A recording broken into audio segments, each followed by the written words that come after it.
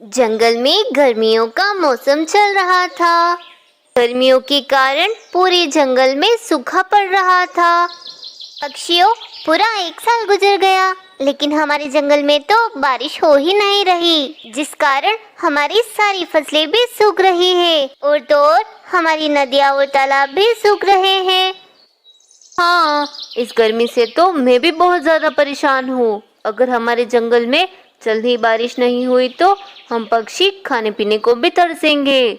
चुप चुप बोलो कबूतर, अगर तुम्हारी बात सच हो गई तो हम पक्षी तो मर जाएंगे। हाँ बुलबुल बहन, कबूतर बिल्कुल सच कह रहा है।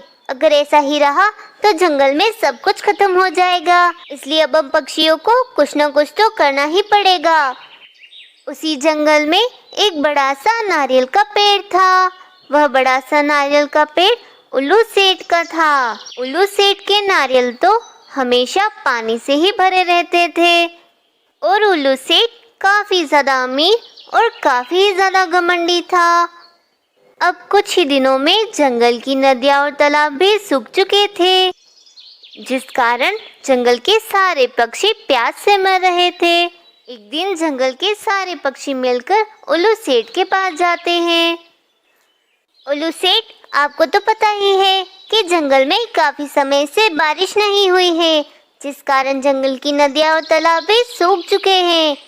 उल्लू सेठ, आप भी तो इस जंगल में रहते हो और आप भी जानते हो कि जंगल में अकाल पड़ रहा है।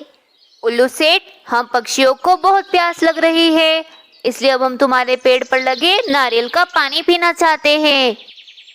अरे ये तो बहुत अच्छी बात है पक्षियों, तुम जब चाहो तब आकर मेरे नारियल का पानी पी सकते हो, परंतु पैसे देकर।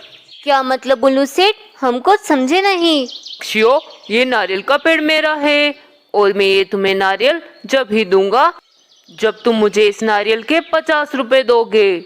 हाय रे, ये क्या कह रहे हो उल्लू सेठ? ये तो आप हमारी मजबूरी का फायदा उठा रहे हो।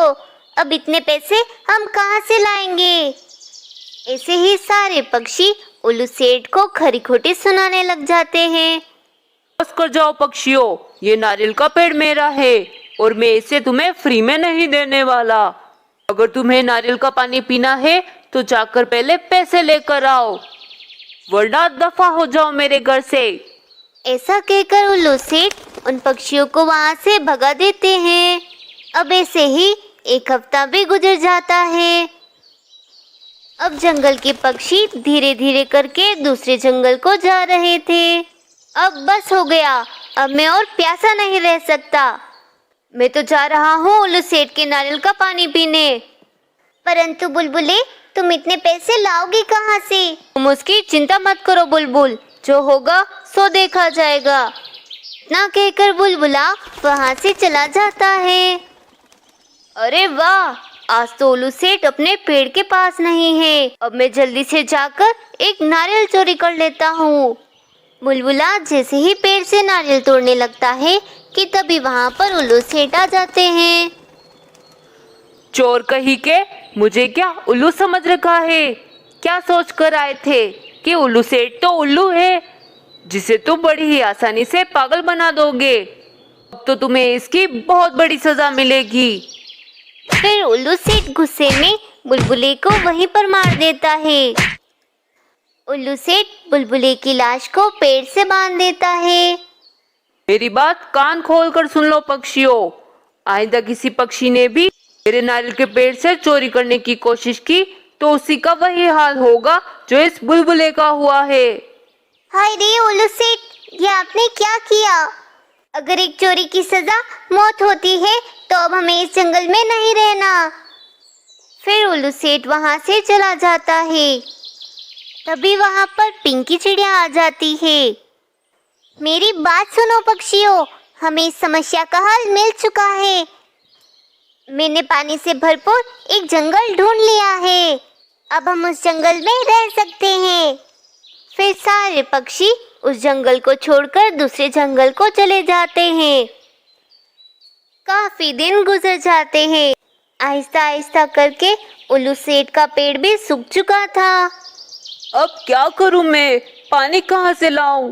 कितने दिन हो गए मैंने पानी नहीं पिया। मैं तो अब दूसरे जंगल भी नहीं जा सकता। अब मैं दूसरे जंगल चला गया तो सारे पक्षी मुझे मार ही डालेंगे। अब कोई भी पक्षी उल्लू सेठ की मदद नहीं कर रहा था, जिस कारण प्यासे होने की वजह से उल्लू सेठ की वहीं पर मौत हो जाती है।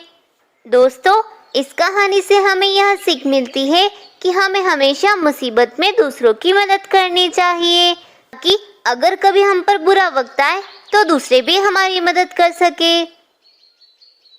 दोस्तों, अगर आपको मेरी वीडियो पसंद आई हो तो वीडियो को लाइक और चैनल को सब्सक्राइब करना मत भूलना।